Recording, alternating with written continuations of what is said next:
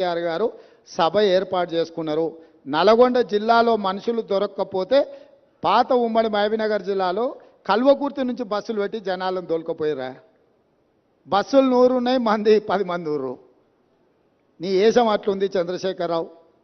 కాబట్టి ఇంత ఓపికగా ఇక్కడికి వచ్చి ఈ వాస్తవాలను చూసి అధికారులు ఇచ్చిన వివరాలు కానీ ప్రతిపక్ష పార్టీగా మేము చెబుతున్న విషయాలను కానీ మీరందరూ ఒక బేరీజు వేసుకొని చంద్రశేఖరరావు గారి యొక్క కుట్రలను కుతంత్రాలను తిప్పికొట్టాల్సిన బాధ్యత తెలంగాణ సమాజం మీద ఉన్నది.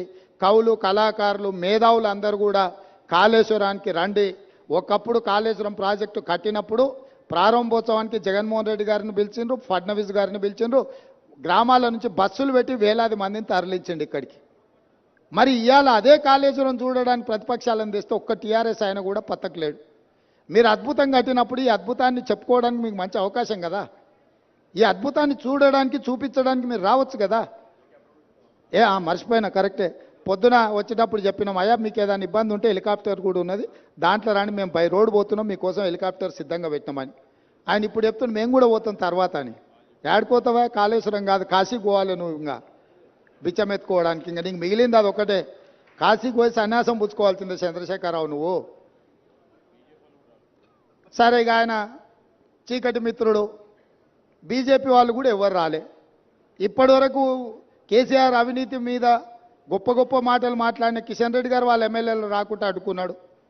మీరు పొత్తు పెట్టుకుంటే పొత్తు పెట్టుకోండి, ఎవరో అన్నారు. ఎన్ని రోజులు చీకట్లో పొత్తు పెట్టుకుంటారు? రాబోయే పార్లమెంట్ ఎన్నికలలో మీ పొత్తు సంగతి ప్రజలకు ఎట్లాగో చెప్పాల్సే వస్తుంది. ఈరోజు ఎంతసేపు ఉన్న జ్యుడిషియల్ ఎంక్వైరీ వద్దు, మా చేతికి రాని. ఎందుకంటే మీ చేతికి ఇస్తే మీరు వాళ్ళు కలిసి కూర్చొని మాట్లాడుకుంటారు చీకట్లో. బీజేపీ వాళ్ళు వస్తారని మేము ఆశించినాం. ఎందుకంటే ఇంతకాలం కేసీఆర్ అవినీతి మీద సిబిఐ కేసులు అప్పచెప్పారు, కేసీఆర్ అవినీతిని తేల్చాలి అని అన్నారు. మరి కేసీఆర్ అవినీతిని తేల్చే అవకాశం వస్తే బీజేపీ ఎమ్మెల్యేలు ఎందుకు రాలేదు? సిపిఐ వచ్చింది, ఎంఐఎం వచ్చింది, బీజేపీ వాళ్ళు ఎందుకు రాలే? ఇవాళ రానోళ్ళు ఇద్దరే, బీఆర్ఎస్, బీజేపీ. మీ ఇద్దరు వైఖరి ఒకటేనా? మీరిద్దరు ఒకే రకంగా ఆలోచన చేస్తురా? మీరిద్దరు కలిసే ఈ విషయంలో ఒకే రకమైన విధానంతో ఉన్నారా? ఈరోజు బీజేపీ ఇది ప్రభుత్వ అధికారిక కార్యక్రమం, శాసనసభలో స్పీకర్ అనుమతితో ఏర్పాటు చేసిన కార్యక్రమం. ఇది కాంగ్రెస్ పార్టీ